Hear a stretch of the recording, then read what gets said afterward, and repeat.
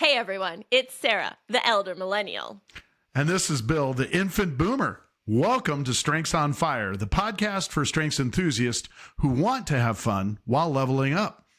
Get ready for a mix of powerful insights, unexpected stories, and plenty of laughs along the way. Hey Bill, you want to light these strengths on fire? Sarah, let's light it up! Good morning. Hi, Mr. Bill Dipple. How are you today? That's how we're going to do it all day today. I'm going to cut you off. You're going to cut me over off. Each other. We're going to bash heads all day today. It's I our just know first it. time. What is happening? I know. Like we've never done this. Never done it. Amateurs. Can't handle it. What's that? Say that again. I remember my first time. Oh! Hey! Jeez, Wow. the guest just comes rolling up in here with a big drop to the neck. Our guest just dove right in with a mic drop. That's a mic drop moment, Matt. That's really good. So Take it how you want it. Yeah. Yeah. Mm-hmm. Okay. Well, I took it as a hot slap to the face. So I got it. I absolutely got it. And by the way, speaking of it not being our first time, I just want to give a quick thanks to, our rollout was last week, and our numbers, I think, for Sarah and I have been, we are humbly thanking our listeners for. I was joking on two of the first podcasts about our two listeners, one of which, is probably the guest, and that is not true. We are trending in the hundreds. So, oh my God, don't say that. Well, I just want to give it a casual, casual. I don't want. By the time this episode comes out, though, we'll be weeks in, so we'll have way more than that. And I just want you to know, I was on vacation recently on a long road trip, and we were listening to podcasts, and we listened to this one made for kids, and the lady was saying, it's our 5th year or 5th season or whatever, and I just want to thank our 100 Patreon subscribers, or she said something about 100 something and then 5 subscribers, and I was like, oh my God, that's such an embarrassing number. Don't tell anybody that. After 5 years, right? I was like, you got 5? What? Don't I'm say all that. 5 subscriptions. Don't say that. Don't say it. No. I've subscribed to ours 5 times alone. Yeah. Just me. So I think that's gonna. I am manifesting this. We have tens of thousand listeners out there right now. I know it. So to all of you tens of thousands of listeners, I'm so glad you're here, and everyone is going to be delighted because I love the chit chat at the beginning, but my personal feedback is that we need to zip it in a little bit more. So I am trying something new today. So I have a very specific question for you, Bill, and Matt, you are welcome to answer it if you dare. Okay, I heard this on another podcast that I listened to, so it's not we're stealing? Original question. We're stealing. It's totally fine. It's totally fine. The podcast was bad on paper, so if anyone wants to go listen to it, you can go listen to it. Okay. However, we're gonna go through this question. Okay, if ready. your head had to be a pasta shape, what kind of pasta would it be? Oh, good. Ravioli. I think the obvious answer is ravioli. Ooh. Right? I'm a bow tie. I see bow tie. I just feel like people, you hear this and you're like, I got mine. Matt, what comes to your head, literally? Oh, manicotti. Just full of that ooey gooey good stuff, Manicotti. Oh, very. Well, and I'm also, so it's not. Ravioli isn't even my favorite pasta. I'm a big lasagna fan. So I could have said lasagna, but I think the reason I'm choosing ravioli is it can be filled with stuff I absolutely love. It can be strange and weird and slightly, why did I put this in my mouth? It can be transformative. It can be interesting. It can be frozen and sent out and then boring and bland. And I think I can be all those things, right? I can have my moments, and I can have times when maybe I shouldn't have been reheated and put back out. So I would just say, for me, if I'm thinking my head and pasta, it's probably a good ravioli. How about you, Sarah? What's your What is it? Bow tie? I have a bow tie, and I do not have a deep philosophical meaning like you do. It's just the first thing that comes to my head, and I just imagine the eyes on each of the little bow ties and just how goofy it looks, all bow tied out. That's it. That no reason. I don't know. That's it. Are you telling us you think you look goofy? I don't know. I don't even know if that's why I think it. The first thing that comes to my head is bow tie. I just feel like there's one that comes to your head when you hear it, which is so weird. Why is this a thing? Yeah. I get it. Matt, what was that? Say that one more time. I was saying there's nothing more adorable than a little bow tie, right? Little bow tie. Bow tie. It makes it adorable. Head. Yeah. Matt, you just called me adorable. I don't know if you meant to, but you're just adding to the reasons why I like you. Number one guest of this season. Listeners, earlier when we were off, we weren't recording, Matt made a comment about how if I was 30 yet, and I was like, oh my God, I'm 38? You literally said, if you're 30 in your 30s? Like, what? This is amazing. So I'm just literally on cloud 9 right now. Matt, we're not going to get a word in. Thanks. Brought generation to the topic, whether Bill was an infant boomer or whether you were a millennial or a Gen Zer. I wasn't sure, so you gotta crack through the God. That's it. Wow. I'm out. I gotta go. I mean, there's no. I don't even need to be here. Sarah's just going to be on fire now the whole episode. Seriously.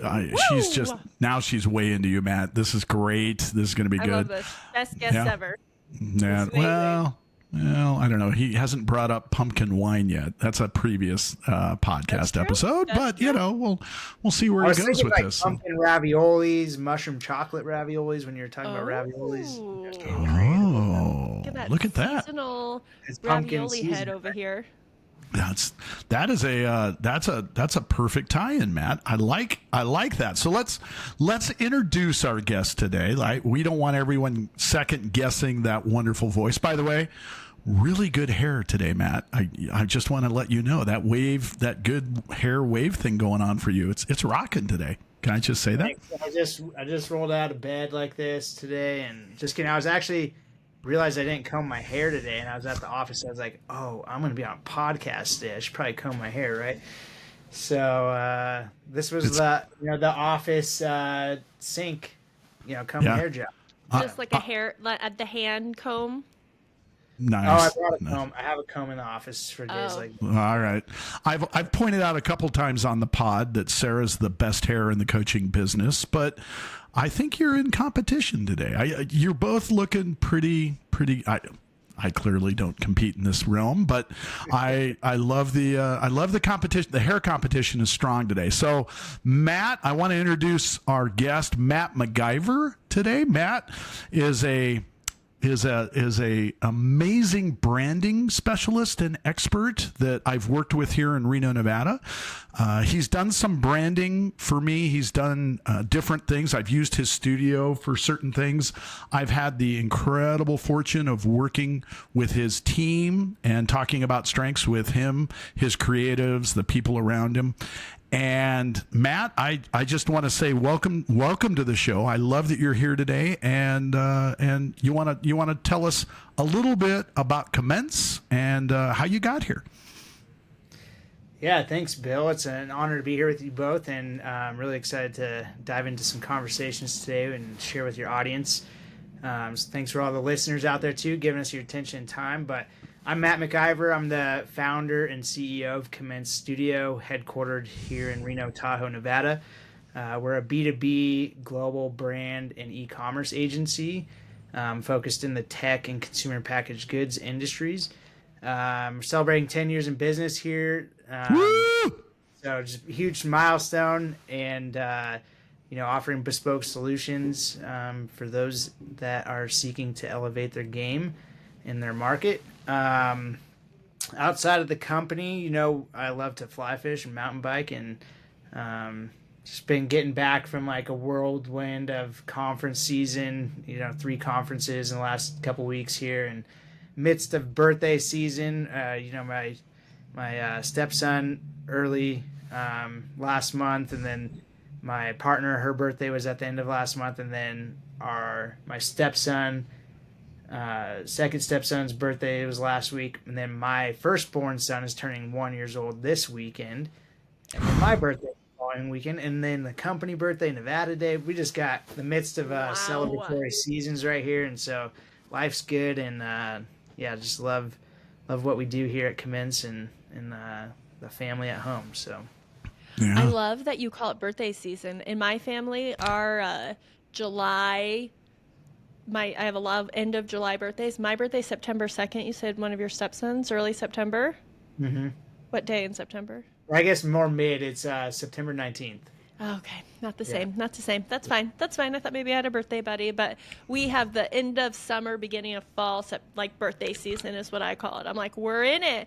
And it really does feel that way when you're just like, okay, we got to go get another cake. Somebody go get the cake. September is Sarah Palooza. The whole month is just a celebration of her birthday. So it seems fair. As the second greatest month, Right, very much. October is the greatest month, but and I'm Matt. I want to give you a shout out in a slightly different way too. I recently, in the last couple months, went to a photo exhibition show here in Reno, taken by Matt and a couple of his photog buddies. I was so moved. We actually purchased from this. So Matt, you want to talk about a second you that group of guys and what that was, because just what you guys did blows my mind. So you want to talk about the creative on that? Yeah, we actually just got back from another trip this last weekend in the Eastern Sierra, chasing some fall colors. But it's a group of other photographers who I found through my professional network. They own other agencies as well. Jared LaPiccolo of Noble Studios, Andy Birkenfield of Duncan Channon, and a couple other marketing guys that are really into landscape photography.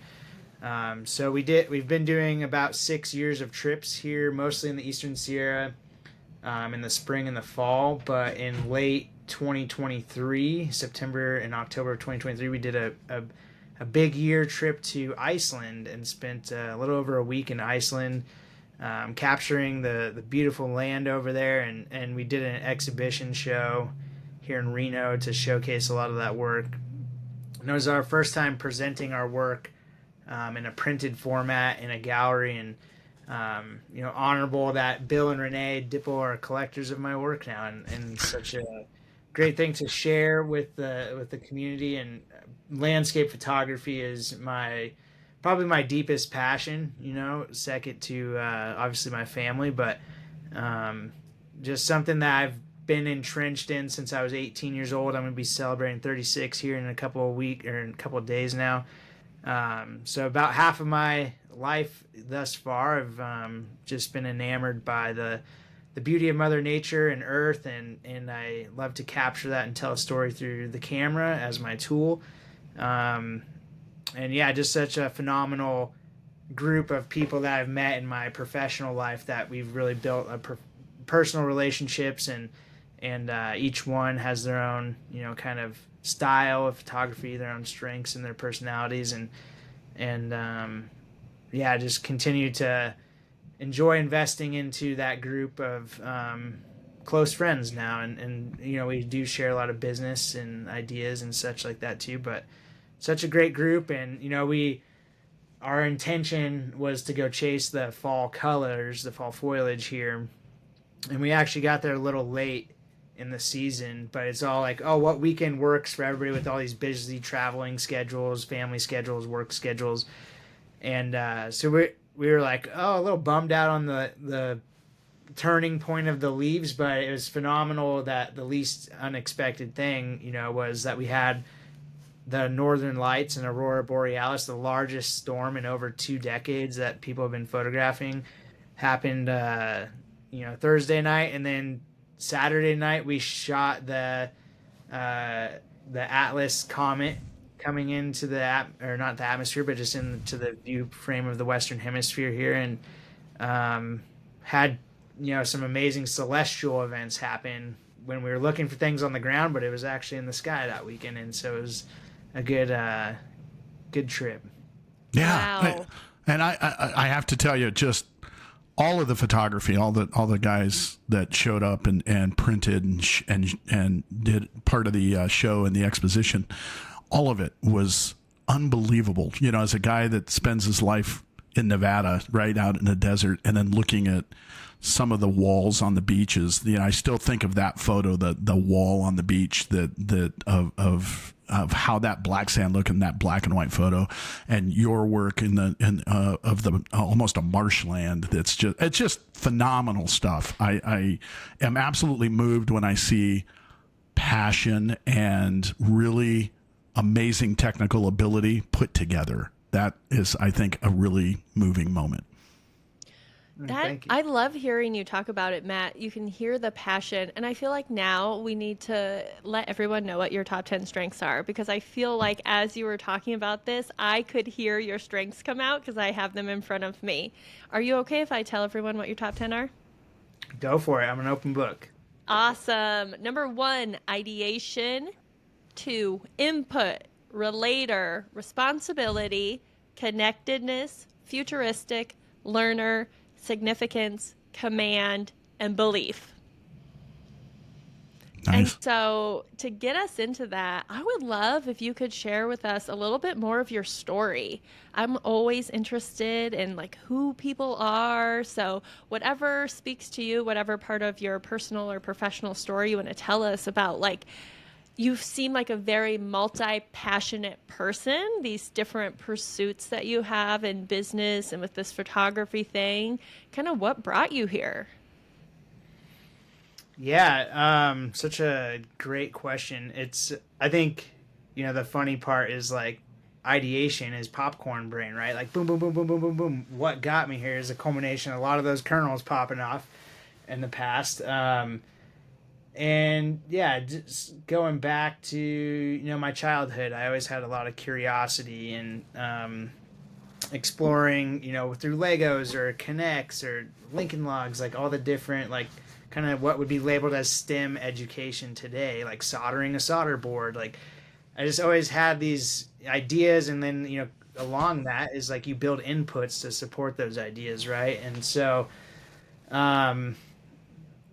when Bill put this to paper and Renee, just like to come together and map out like what is my brain through strengths and like, kind of the DNA of like the way that you think and how you habitually build habits and act in the world, right? That's our personality. And they all were like, aha, like those make sense. Like I see them every day. I see them almost in the moment. And living a life as a creator, it's something that really came to me in high school. I was very gifted and talented in math and English and all, more of the opposite side of the brain. And then, I almost had this like turning point where I was like, I love creative thinking, and like tired of being put in a box in the classroom and like my ideas being shut down by peers or teachers, came to me that like I just really wanted to be more of a creator than a consumer in the world. And so I went to, art school to craft build my discipline of craft of graphic design and commercial photography. And really like just keep like it's a lot of inputs, right? It's like staying up till 2 a.m. in my youth. I don't do that anymore, but just like how much information can I cram in, how much inspiration, how much ideas, how many books, blogs can I consume to like, build up this toolkit of knowledge that can be deployed across the way. And it's almost comes to me like reflecting in my more wiser age with a couple of these gray hairs in here, like it's come across in a couple of ways. Like the weakness of ideation is that like inputs is that you become known as a know-it-all, right? Like, oh, you happen to know everything or something about everything. It's like I don't try to be that person. I'm so fascinated and so curious about the world and people and ideas, and I'm truly am passionate about collecting that knowledge to share with people or to build a bridge in a relationship. Like, I don't know much about Lincoln, Nebraska, but I hear there's a lot of corn out there popcorn ideas. This is the connectedness, right? Like I'm connecting ideas to Nebraska now, like through the idea of sharing popcorn over a movie. But it's just fascinating to learn more about ourselves. Like reaching self-awareness is key to accentuating and growing through your professional career and your personal relationships as well. And I really just look at it as a deeper knowledge and understanding of who I am. And it's hard to say like what got me here is going to get me to the next place. So it's kind of hard to answer that question. Like what got you here to like having these strengths, but it's really just about living a life of creativity and curiosity. And I will share, this is something that's, I think, a key part of who I am and my story is like, I mentioned in high school, like I was really great at the academics, but then my brain kind of switched and said, I didn't like school. I actually dropped out of high school in 11th grade. I got too far behind, and I knew at that age I wanted to be a graphic designer. At the age of 15, I was like, what's the highest level of success being a graphic designer? Own an agency. Little did I know that you actually have to stop being a graphic designer and be a business owner at some point in that dream. And so, I've evolved past doing the craft and the delivery of our work, and I have a wonderful team that executes on these ideas and inputs and relationships that I build to deliver great solutions. And it's really,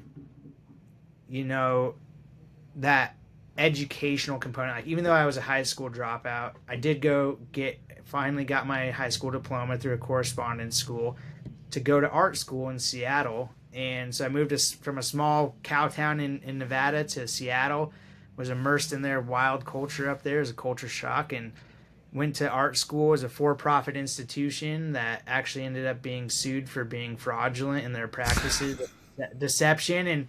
And I had a business, a photography teacher pull me aside, and he's like, Matt, like, you understand the craft, you have a vision, you have passion for this. Like, he's like, drop out of this school that is like getting your family in debt, and like you're just signing up for student loans. And he's like, drop out of this school and go get an MBA somewhere, because if you don't know how to sell yourself as an artist, you're going to be a starving artist. And I had another professor of lighting that she said to me, Matt, the day that you believe you're a professional, and maybe this ties into my belief strength, the day you believe you're a professional photographer is the day that you're a professional photographer. And I literally came to class the next day and said, I'm a professional photographer. I'm going to act like one. I'm going to learn like one. And I ended up dropping out of that school. And I said, you know what? If I dropped out of high school, I drop out of art school, I'm going to go drop out of an MBA too. And so I just learned by doing and learned by absorbing, like building inputs around what my bosses were doing at other commercial print shops, other professional photographers locally, and then working at some agencies before I started my own agency. I just really learned kind of like the MBA on the streets thing. It's something that while the traditional education system did not treat me well, kind of like putting me in a box, I have a lot of deep respect for traditional education now, especially being a father. But it wasn't for me, and I was fortunate enough to like have the strengths of learner and input and futuristic to go out and teach myself what I needed to know to be successful and to operate a business. And that's kind of like, more to answer your question directly, how I got here was like failure through the education system, but still curiosity, creativity, and a lifelong passion for learning and continuing learning is really was made who I am and what got me here today. So Matt, I'm listening to you, and I've got to work with you, the privilege of working with you for quite some time now. And I absolutely love how strengths aware you are regarding what strengths you're using and at what times. Talking about input and learner got me here, and how ideation and my popcorn brain has helped me step into these areas, right? And you've mentioned connectedness. There is always something so very refreshing talking to a client that is completely strengths aware, right? I just have to tell you how how proud it makes me as a coach to sit back and listen to you do it and understand how it fits and how the puzzle pieces fit for you. Sarah, I cut you off. What were you going to say? Yeah, no, I was just going to say that, one, I love how you describe the ideation as that popcorn brain. Like right away, you're like, okay, I got like all these ideas. I thought it was just the perfect representation. The other thing I was going to say is I love hearing when you talk about learning how to run a business through watching others. I hear you have this high input and high learner, and you can hear that, right? You're turning them on to the people, right? You're looking at people, and your connectedness is like making these strings of like, oh, I like that. I want to emulate that. Probably sometimes I don't like that. I don't want to be like that. And it's like you can see how these strengths play out for the situations you put yourself in.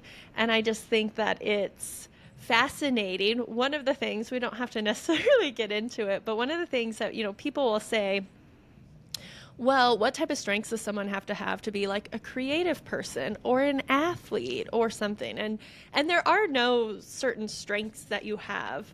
And I don't think, and Bill, you can correct me if I'm wrong, there's not like certain strengths make people athletes. Like that's two different skill sets, right? I think there's great athletes out there who have all different mix of strengths. There's something else wired in us that's not necessarily coming from that side of our talent brain. And so I just think it's interesting. You have this clearly unique talent as a creative, and you have from a young age, and you were able to identify it.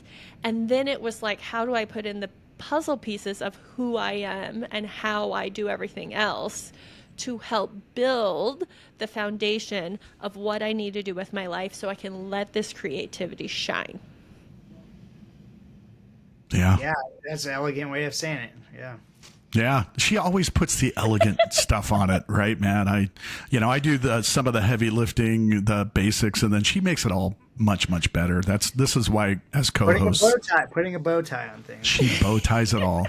Yeah. I think I just say things really confidently that people are like, I'm not sure what you said, but it sounded good, I think. I'm going to stick with that. That was really, really good. Matt, you brought up your team and you talked a little bit about your team and your description and how proud bringing a team together you've been. You want to touch for a moment about some of the strengths work with the team? How do you do that? How does it lay out for you? What are the critical parts there? How has that helped you? Yeah, it's been a very interesting but very positive journey with it. At first, I had you come in with your team and implement, your systems into here. And that took a lot of belief, right? And I had a lot of belief when you gave me the pitch. Like, this is what it does. This is how it works. These are the systems, the tools, the outputs that you get out of it. And so I was initially like on board, right? Like I think that's a lot of like the futuristic side of me is like, I can see things. And then this is also kind of a weakness is like, I'm there, I'm going. It's hard to get me. I'm very bullish. Like I'm going towards that idea. I'm already there. I can feel it. It's kind of that, Sarah, you labeled it as, not vision casting, but just like you're setting the intention to be there. And I leave people in the dust with that, right? Like I just move fast, break things. And that's how it was with my team. They're like, you want to do what to us? You want to assess us on paper? Like we're just people. Like, don't we have a relationship already? Like, and I was like, yeah, like, but it's cool to like build self-awareness, and like to bring in a third party coach and just really bond us together around a common theme, a common language. And so there was some skepticism, and that's part of the futuristic and ideation side of me is like, I have to slow down. I have to build the context, which context is my weakest strength. It's number 34 for me. So it's a practice to like, okay, I have to slow down. I need to tell the story, the why we're getting on this boat, why we're rowing there, how we're going to get there. And then if we need to course correct, I have to redo all that. I need to say, oh, this is why we're pivoting. This is why we're going this way. And so it was building the story of like, this is why we're going to work with Bill Dipple and we're going to adopt this new thing into our culture. And, the buy-in happened, I think, after like day 2 of our workshops together. They got their reports and you explained everything of, the one-on-ones, was really powerful to sit down with people and invest into them and individualize, their unique makeup of who they are and their strengths. And that was about 4 years ago, I think. And really, I think what works really well for us is that we practice this daily. We have daily huddles. And on Mondays, our creative director, my right hand, Kylie Souza, she, I give her the liberty. She has high individualization and communication skills. And so she gets to set the question every week. And we answer that question every day, Monday to Friday, in our daily huddles of what. It's always a strengths-based question, and this week it's like, what strength do you want to elevate today? And sometimes it's, what strength do you see in others? What combination of strengths do you want to utilize today? What strength do you want to pair with somebody else today? And so it's always grounded in the strength. And she gets that creativity, that ideation. She also has ideation as well, to come up with that question. It's part of her role and responsibility, and it carries throughout the week. And then, there's a fresh new question every Monday. And it's just fascinating because I describe it as like core values. And what we do is we help brands identify their core values. And, the traditional corporate poster on the wall, like, this is my core value, and it's motivation. We're going to always be motivated, right? And so it's like, if it's just a poster on the wall, but like you go into that office and nobody's motivated to do their work, it's like they're obviously not living this core value because they're not practicing it. They're not talking about it. And the 3 of us in this room might have 3 different definitions, and the audience here too might have different definitions of what does motivation mean to them. And so the same thing with our strengths. We look at strengths in a way that we're actively engaging with them like we would a core value, and we recommend that brands do.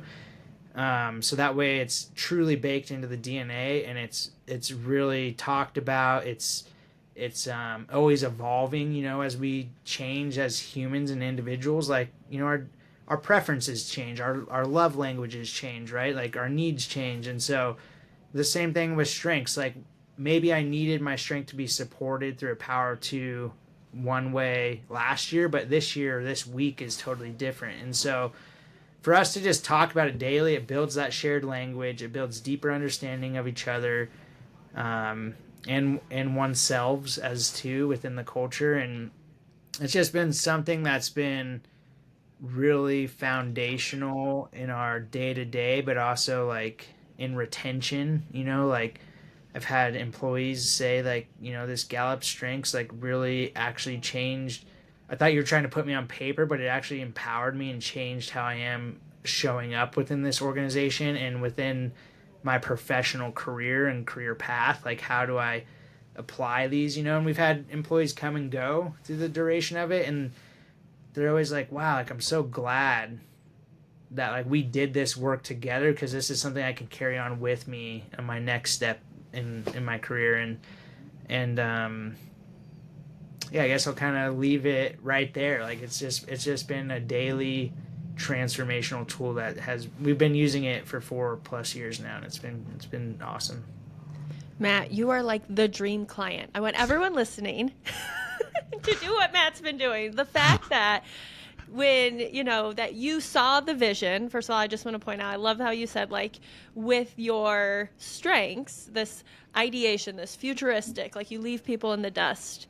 And, you were saying you have context at 34, so you're not using that. But what I hear is you're using your responsibility to your people, because you have connectedness and you have relator, which are 2 relationship building themes, and you have responsibility. And I could hear you saying, but I have a responsibility to these people to be able to be like, I'm way out here, but I got to anchor back to them. And so you're able, what I always tell people when they get worried about what's at the bottom of their list is I say, what is the outcome that you think you want from that strength? right? Because it's easy to say, context is 34, I really need it. Well, you're not going to get it, okay? It's locked away in a cabinet. It's gone. You don't have access to that. It will be miserable. But you can get the same outcome in the world that you're looking for. And what you're looking for, right, is to be able to anchor to your people, to come back to the present, to say, why is this important today? I can see where we're going, but I need them to know where we're starting. So to me, I hear, and correct me if I'm wrong, Relator, Connectedness, responsibility, tying you down to them to say, here's why it's important. And then for you to make such a dedicated effort to bring it up every week in that meeting, to really live those values. I mean, we in the coaching world do so much work with leaders, and you're absolutely right. The way that there are these value posters, or people say, yeah, we have values, but I don't know what they are. It's like, then why even have them? It's so pointless. You have to live them. You can't just talk about them or have them on a document somewhere on your computer. And so the fact that you all are so invested in it, this is just part of your culture, that's what we want to do with people. Right? Because it does make a change, and you've seen it personally. You've seen your team see it. You even see people when they leave the organization, they still say, thank you for giving me this opportunity. So I just obsessed. Dream client, right?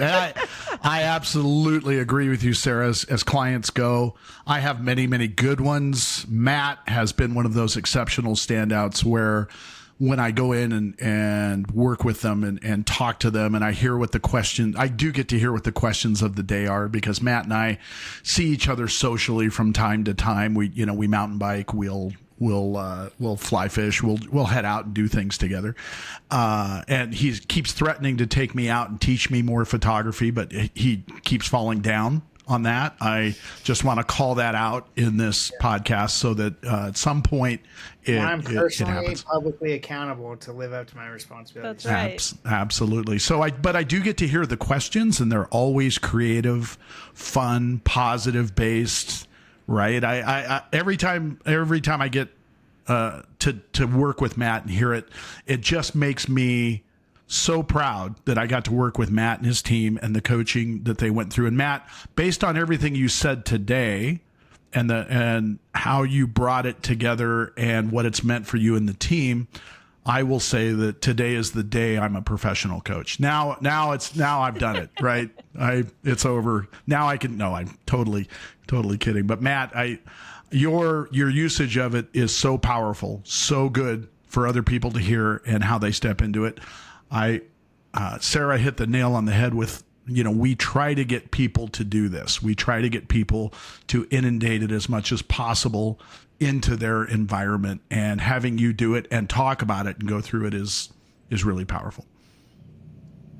One of the questions I have for you, when I think about your creativeness, now we just met today, so I don't even know you that well, but when I hear you talk about this leaving people in the dust and running ahead and be thinking of what's possible, I think like maybe that talent is why you're such a good creative. Because I was thinking about the photography story you were telling at the beginning, right? I have to imagine there's part like when you're taking photos, you're in the moment, but you have to be thinking about what the photo is going to turn out like in the future.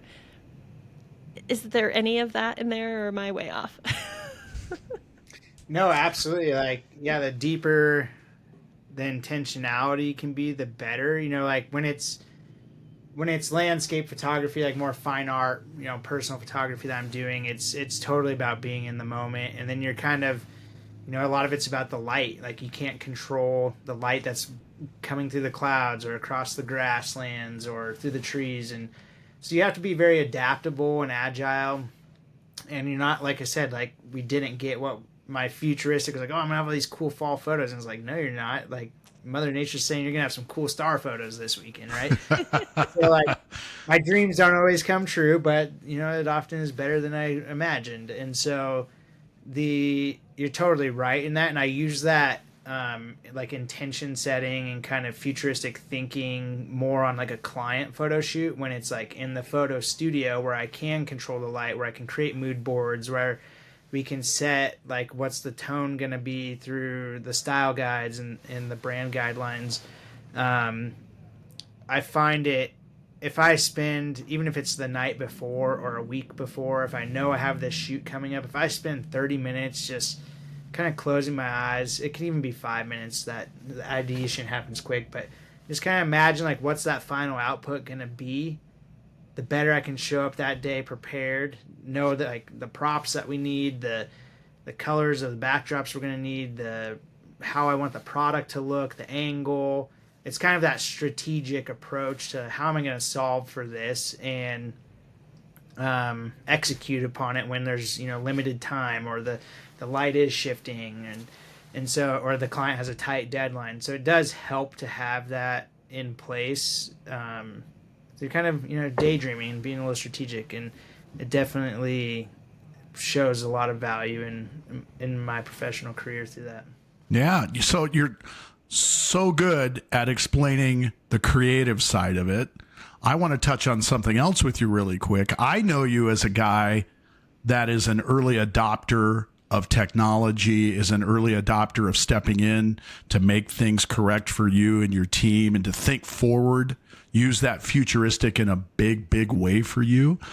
You have spoken on and been a very heavy proponent of that for AI, and even for me, right? How you should be using this, Bill, and where you going. And then Sarah keeps blowing my mind because she keeps using it, and I get and so I'm clearly an old man that needs to step forward. Talk about, I mean, as a creative, as you have all of these creative ideas and all of that ideation and that futuristic, but stepping into something more mainstream, but or I should say bleeding edge, right? Way out there. How does that play out for you? Yeah, it's been something like, as far as like as a youth, I always wanted all the new video game systems, right? And the iPhone comes out, and I was the first one to buy the iPhone, first one to do the beta modes, first one to update, first one to push updates on my computer, and then I can't use Photoshop and deliver my work for the day because it's incompatible with the operating system, right? Like, I've always been that person on our team here in the company, and that's part of my roles and responsibilities as the CEO, is to do R&D, to be at the bleeding edge of the market. And today, artificial intelligence is that edge, and it's got the fastest user adoption rate compared to any other platform that's been produced. And it's really, there's a lot of perspectives on it. I think I lean into my belief and my responsibility side of it to like make sure I'm doing the due diligence, building the context, and like how are we going to use this as a team responsibly, because there's a lot of ways it's being used irresponsibly, like producing a logo through it. Like, it's like you're not getting the best solution for your client by having a machine hallucinate some clip art for you based off of other clip art. And so we're still playing with it, like how do we want to implement it into the client side of things.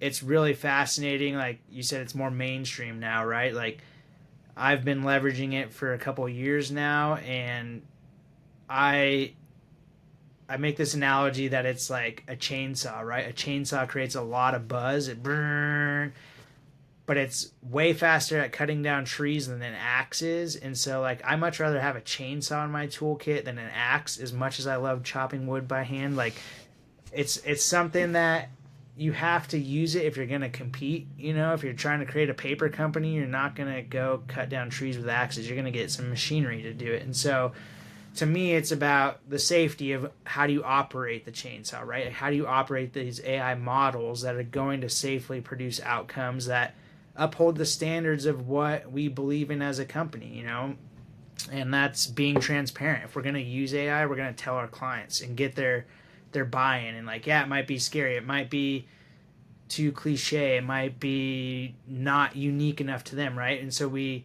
having those conversations today, like, hey, like if we're going to do the R&D around this, do you mind if we kind of guinea pig this on your project, rather than just doing it and sneaking in saying like we did it as humans? We're not doing that. And so transparency is really important to us as we explore the futuristic side of my strengths and where I'm leading our company and parts of the industry. And there's a lot of advancements there. And there's a lot of skepticism around AI. Like, am I going to lose my job to it?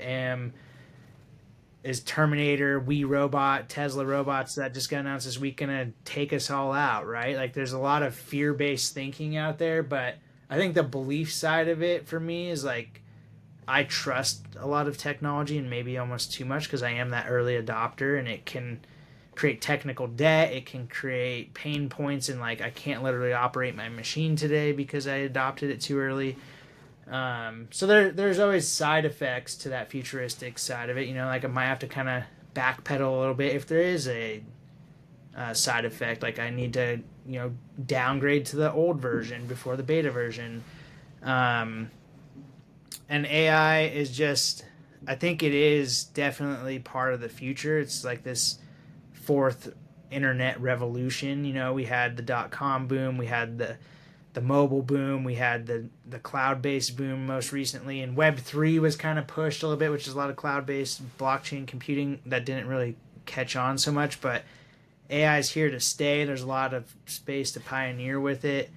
So I'm constantly trying to ideate, like, how do we stay relevant? How do we pivot? How do we utilize these tools? How do I train my team into ways that they understand how to use it, and understanding their strengths? Like, some of them are high executors, and it's like, well, let me show you how to get through that to-do list a little bit faster. Like, plug in your to-do list into this AI, have it prioritized for you, and there's your priorities, chop through them, right? Like, so there's I see a lot of positive, like, systems out of it, and I think that's through belief and just trusting that everything will work out. Yeah, I actually, as you were talking, was going through your strengths. And when you talk about being forever, since you were young, this early adopter of technology, of course, there's the futuristic, being able to see, oh, I'm excited about what could be, what can this do? I think there's some of that input in there. Like, I want to know this so I can, like, tell other people about it. Right. And so the learner, I want to learn it. And what I'd love to have you expand on is your significance, because I feel like with the work you do and with this early adoption of technology and being interested, I'm curious how your significance plays into that urge to, like, get this new stuff, to then I imagine there's some sort of influence into the world with it as well. So before you jump in, Matt, for our now much more than 2 listeners, I'm pointing 10, that out. Significance is number 8 for Matt. So we're diving down into his top 10 a little bit, and I love it. So Matt, go. How does that play out for you? Yeah, I mean, I interpret significance as, like, wanting to kick a dent in the damn shed, right? Like, leave a mark in the world. There's something in it, and it can maybe come from trauma, childhood trauma or whatever, but it's like, there's this desire that, like, I want to build a legacy, and I want to be remembered for the work that I've done on this planet, whether it's through graphic design or I have a career pivot into conservation, who knows? Like, there's something in me that says, like, and maybe it's egotistical, like, I need to have something that I'm remembered for, right? And I've built a world-class team here of creatives that, we have a great track record. Like, if the company shut down tomorrow, like, we could say we left a mark in the design world. But significance has been such a challenge for me. It's a love-hate relationship that I've really, in the last year, been really trying to embrace a lot. It's been a tough economy from B2B services-based business. Last year, we've seen a lot of agencies go out of business. There's some that are thriving, some that are just stringing along. And we're doing everything we can to fill the pipelines, right? From a marketing pipeline and a sales pipeline. And as a business owner, an entrepreneur, a founder, or you're an executive on the leadership team, like, a lot of our responsibilities is to keep those pipelines full. And the number one way to do that is to publish and tell your story and to leave a mark into the world, right? Like, have significance through thought leadership. And our team's dynamic, it's actually the lowest domain. Like, our makeup has always been high strategic, high execution, high relator, and we just don't have many. I think it's like ranked on our team grid 1 of 4 of our strengths lie within the influencing that influence domain. And so I have significance, and then my right hand Kylie, she has communication, which like it's really important to her, like how the tone of the brand sounds when we do publish, and for me it's like I just want to ideate and test and see what sticks into the market and what's going to relate, what's going to get the most impressions, the most engagements. And it's something that I neglected a lot of. We had a lot of word of mouth business for the first 7-8 years of business, and going into year 11 here, we're really seeing the importance of like telling our story, or else somebody's going to tell it for us, right? And like, so publishing case studies, publishing testimonials. I'm thinking about writing a book to talk about what we do, doing these conferences, doing these podcasts here with our audience today. Like, these are the ways that you can reach like levels of significance if you do possess that. And always looking at the lens of to keep publishing. That's like kind of like, if I hear significance, it's like publish, and that's what I'm doing today, and it's been very helpful. Well, and I just want to say, you're not alone in having the influencing domain be the least likely to show up, or the lowest one. We know statistically command, significance, and self-assurance are the 3 strengths that are least likely to be in people's top strengths. So all of those are influencing. So just statistically, and I would say this from my experience, Bill, probably you too, most teams, the smallest domain for them is that influencing domain. I've had people that aren't that way. Certain sales teams rank higher, but many of the teams I work with have the lowest amount of influencing themes. One of the things that I always recommend, which I hear you saying as you're processing it, is looking for those hero strengths. Who has those influencing strengths that we can lean on to help push this agenda? And you're right. It sounds like for you, this has been one where you haven't leaned into it as much, right? You're so focused. I always talk about our strengths on like a dial, and we can't have them all up to 10 all the time, right? We're constantly in every situation we are adjusting them, kind of tuning them in. And it gets easy to lean on certain ones, right? For you, you probably lean a lot on that ideation, that input, that learner, that futuristic, right? Those strategic thinking themes, that's your strongest domain. You got those volumed up because you get so much good feedback personally and from the world from those. And so it's sometimes when we're thinking, I feel like we need in the company, in my personal life, more of that influencing power. I have 2. You have 2. You have significance and you have command. What does it look like to invest in those a little bit, to strengthen them up so I can lean on them to help this mission for the business? And looking at the whole team to see, are there other hero strengths that not very many people have, but the people who have them, let's see if we can get them to invest in them, to build that muscle to spread the word about us. Because that's the number one disadvantage that I'll see, is if a team, they're great strategic thinkers or they're great relationship builders, but they have this low influencing domain. What often happens, whether they're a team in a bigger organization or they're a smaller business in the bigger world, they're doing great work, but nobody knows about it. So how do we leverage the people who have that talent to put them in the rooms, to put them on the internet, to put them in places, to put them in front of people, to say, look at what we're doing. We are great. And so you're doing that right here today on this podcast with our 10,000 listeners. Woohoo! Look at that, Matt. Your significance should be on fire right now, right? And by the way, Sarah actually has 3 right up there. She has Woo, Communication, and Activator, all of them in that influencing. And Matt, absolutely echoing what Sarah will tell you, that whenever we coach, inevitably the influencing domains are by far and away the least represented, with certain exceptions. We've worked with certain teams where it's higher. I would say for me, it's even. It's across the board, but in general, it is the lowest represented. And that would be true through Gallup's research as well. So just finding the people like you that have it and know how you're using it, and then being able to connect you with the other people on your team so they can promote, let you know what needs to be promoted, let you be the sounding board. How can your significance and command do exactly what it needs to do, and how can they fuel that and feed that for you? That's a huge coaching moment for us. As Sarah said, those hero, we call them unicorn moments, right? But the hero unicorn component for you is so strong to step into that. I hear it in you. I get to walk in all the time and see you at work and check out your team.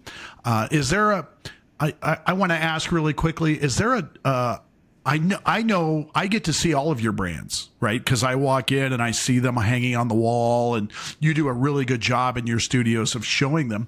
Is there a particular one you'd like people to go look at that you think moves the needle, something that you are really proud of and represent really well, something that, hey, if you want to see my work, go to this website, something like that? Yeah, you can check out our portfolio at commence.studio. We have a pretty expansive portfolio across the tech, consumer packaged goods. More recently, the energy space is something that we've been building inputs on with our client, Mars Energy. And so they're private equity owned portfolio of brands that we're helping consolidate the brand down into an individual brand to help more effectively market. And so that's been a very fun brand to work on in a new industry for us. And with the state of Nevada turning on the lithium economy, we're really growing this local industry here into battery technology and solar power and wind energy and geothermal power. So it's something that, like, consumer packaged goods, my responsibility is like, well, I don't want to keep creating more waste in the world, right? So we look for sustainable packaging solutions. But energy is like something we all need, right? We want to flick on the switch on our lights. We need to turn on our computers, our phones. We need to get our car, whether that's through gas or electric or hydrogen, whatever you choose out there. Like, energy is something that we need as a resource, and that's become more significant to me, right? Like, this is something that we need to invest in as a nation, as a country, and our home individual selves, right? We all love our conveniences of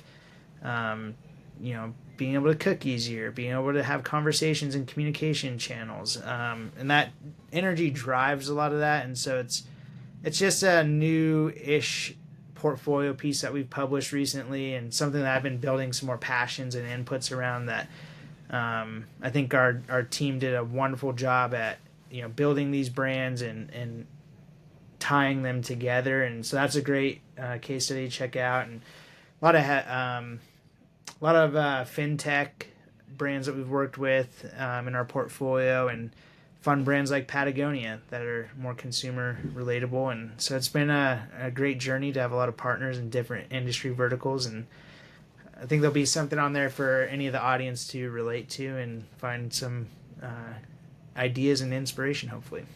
I just want to say I pulled up your website on my phone and looked at some of them, and you guys do incredible work. Everyone should definitely go check it out, because talking to you, I believe you like right away that the work you do is good, but then seeing it, it's like totally different. I'm like, oh my gosh, this looks so cool. So definitely everyone go check it out. Matt, I have a question for you. We have been talking about your strengths. We've been talking about all these great things about you and your company and what you're doing in this world. We always ask everyone on this podcast, when do your strengths get you into a dumpster fire? So when do they turn on you? When do they blow up in your face? What is it? What does it look like? Tell us everything. Yeah, I mean, I've kind of touched on it a little bit. Like, there's a shadow side to all of our strengths, right? And like the ideation one becomes like the know-it-all, and like the problem solver, right? Like, not everybody wants a solution for their problems. Sometimes they just want to be heard and seen in their pain. And And so I have seen, relationships, professionally and personally, like become a dumpster fire when I'm always on that. Like I'm ideating, I'm problem solving, and like I need to learn to like park that in the back seat sometimes, and like let the relator strength really turn on some more. Can I Bill. ask you a question? Yeah.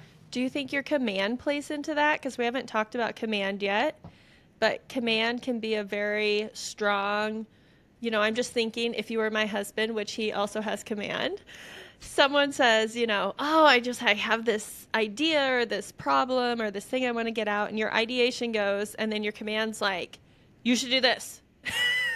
Does that happen? Yeah, unsolicited advice, absolutely, Yeah. right?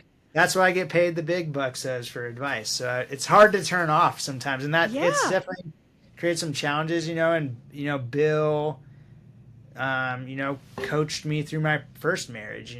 We brought strengths into my first marriage, and once I understood my ex partner's strengths too, there was like, oh, there's some like maybe some incompatibilities here almost because shared ideation, we're like always competing for ideas in this sense. And so I've definitely seen the shadow of all my strengths. Those are some of the bigger ones. And another one was like with an employee that was a dumpster fire of an employee. He had self-assurance as his number one, as this young 20-year-old egotistical kid that thought he had the best ideas and the best answers that everybody had seen on the West Coast.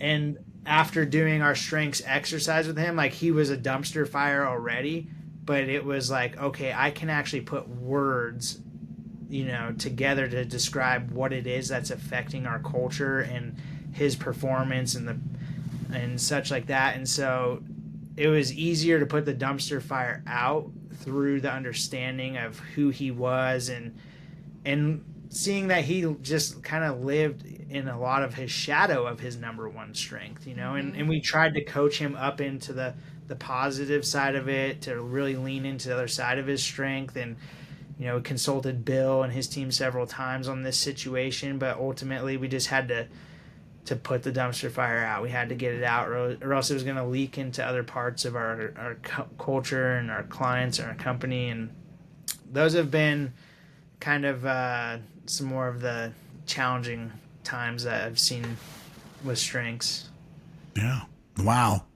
All those. And I love the idea of having hard and easy discussions. We coach that a lot around how could we lean into understanding each other's strengths and use that as a building moment. How can I ask you to look at your self-assurance and be better at it because I need self-assurance in this way? Your self-assurance plays this way. It might be perceived here.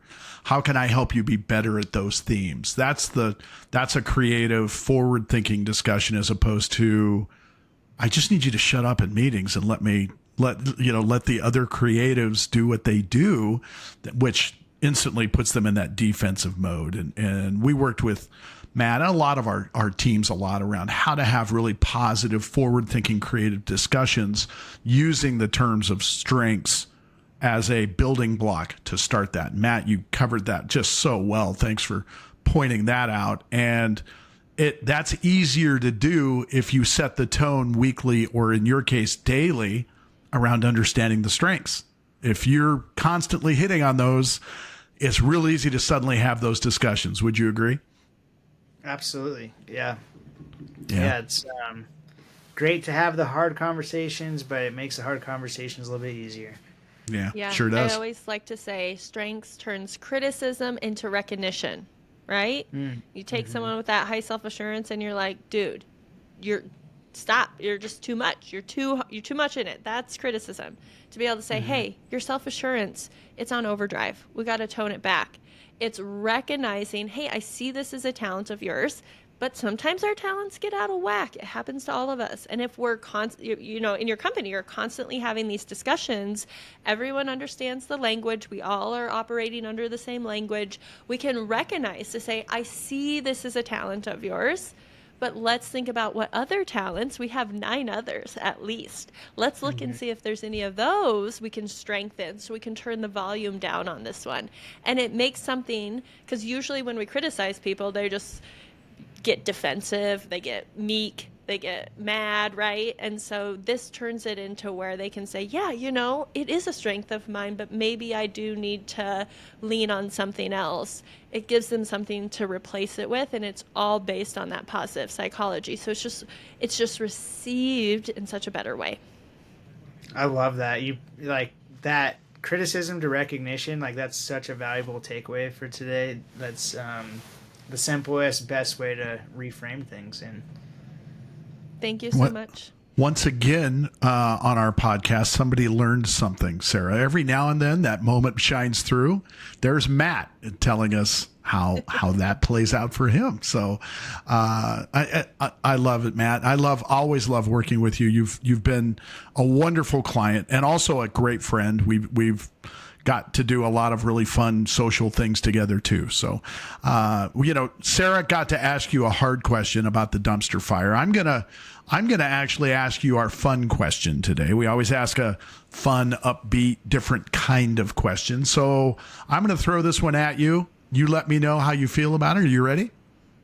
Yeah, let's do it. All right, let me look. Your strengths are participating in a talent show. What is the act? And how do they wow the judges? Yeah, so right? Like I'm a dancing monkey on stage with some free popcorn, right? Like grab the popcorn, let's enjoy a show.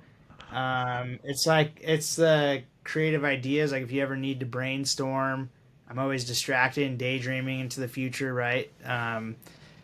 And for like whether it's for new ideas of innovation or branding, marketing solutions, like that's the talent, right? Like let's sit down, let's brainstorm, let's have some fun with it. And it always works to pair well. My right hand is really good at paring down my ideas, kind of keeping some boundaries around going back to like, hey, like these ideas are a little too far out there, these ones are really relevant, these ones suck. Like how do we get down to the brass tacks of things and stop monkeying around sometimes? I like to have fun. I like to have fun too, so yeah. He does like to have fun. Absolutely. Yeah, I like that. So, well, Matt, again, thank you for coming today. We absolutely love having you here. We let everybody shout out about where they find you? Mentioned commence.studio. Do you want to talk about your Instagram, LinkedIn, email, anything about how people might get a hold of you? Yeah, commence.studio is the best platform there. We love to get your first party data instead of the social media data. Just kidding. Yeah, you can follow us on Instagram, commence.studio. My personal Instagram for my landscape photography is fstop13photo, FSTOP13 photo. I'm on LinkedIn. You can follow me there. I do a lot of thought leadership on LinkedIn. That's probably the channel I'm publishing the most, but if you go to our website and sign up for our email newsletter as well, it's always up to date ideas, thought leadership, case studies, just new innovative ideas for branding and marketing and e-commerce. So yeah, I'd love to have any of you guys in the audience. If you have any questions, thoughts, would love to need ideas, feel free to reach out. Yeah, Matt, you were just such a pleasure to have on today. I love the work you've been doing with Bill and how you've made strengths such a part of the values and the culture of your organization. And you can really tell that you just live and breathe it, which we love to see because it's so empowering. So we just are so grateful to you that you took the time to be here with us and the 10,000 plus audience members that we have with us today. I just looked, it went to 12,000. 12,000. Someday we're going to listen back and we're going to be like, oh, that's so cute because there's hundreds of thousands now. Please hold for our commercial, right? At some point, someone's going to say, that's right. We need and sponsored by, I'm going to be like, if you like what I'm wearing today. Wow.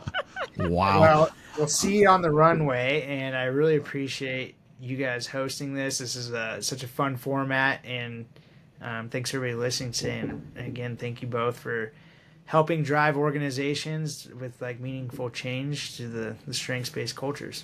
Yeah. Thank you. And thanks, Matt, for coming on and talking about how you do it. We really appreciate it. So until next time, we'll sign off, and we can't thank you all enough for being here. So see you in a bit.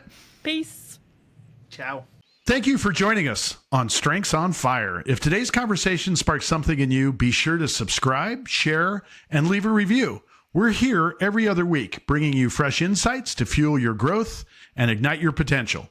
Remember, your strengths are powerful, so let's keep the fire burning.